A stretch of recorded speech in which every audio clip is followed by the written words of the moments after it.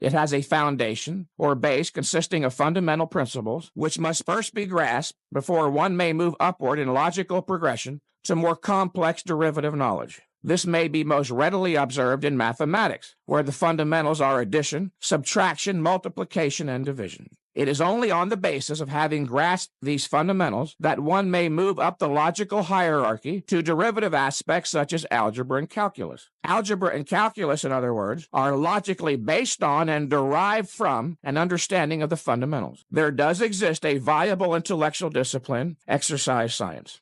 On tape number 2, I will explain the logically interdependent hierarchy of ideas that make the context of bodybuilding science, again, so that you may learn to think logically about the subject and go on to confidently and successfully achieve your bodybuilding goals. Before concluding, however, I am going to address one important issue which will serve as a direct prelude to the material on tape 2, and it has to do with the near universal confusion that exists with regard to the fact that there can only be one valid theory of proper productive bodybuilding exercise or any other subject. This confusion is centrally responsible for most of the failures in bodybuilding, and I can tell you unequivocally, without a doubt, more fail to achieve their bodybuilding goals than succeed. Most bodybuilders make the mistake of approaching the subject of training with the idea that all training theories have some merit or are of equal validity. Then they waste precious time, frantically trying one after the other in the hope that someday, somehow, some way they'll find one that works, and as a result, few bodybuilders achieve their goals. It could not possibly be true that all, or many, or even two training theories are valid, since a theory is a set of abstract principles which purports to be either a correct description of some aspect of reality and or a guide for successful human action, and there is only one reality, there is and can be therefore only one valid theory of any aspect of reality. There's no debate on the subject, just as there is only one valid theory of epistemology, mathematics, electricity, chemistry, physics, evolution, relativity. Likewise, there is but one true theory of productive bodybuilding exercise, and it just so happens to be the theory of high-intensity training. The science of exercise, like the science of medicine, is based on an understanding of the principles of human physiology, which of course are universal, that is, applicable to all human beings. If everyone's cells, muscles, and organs were constituted and functioned differently, if everyone was a unique physiologic entity unto himself, medical science could not exist as a viable discipline. Doctors couldn't make diagnoses, perform surgeries, or dispense medicines. It is this fact, the fact that the principles of human physiology are universal, that makes it possible for me to state with absolute certainty there is only one valid theory of training, i.e., one best way to train.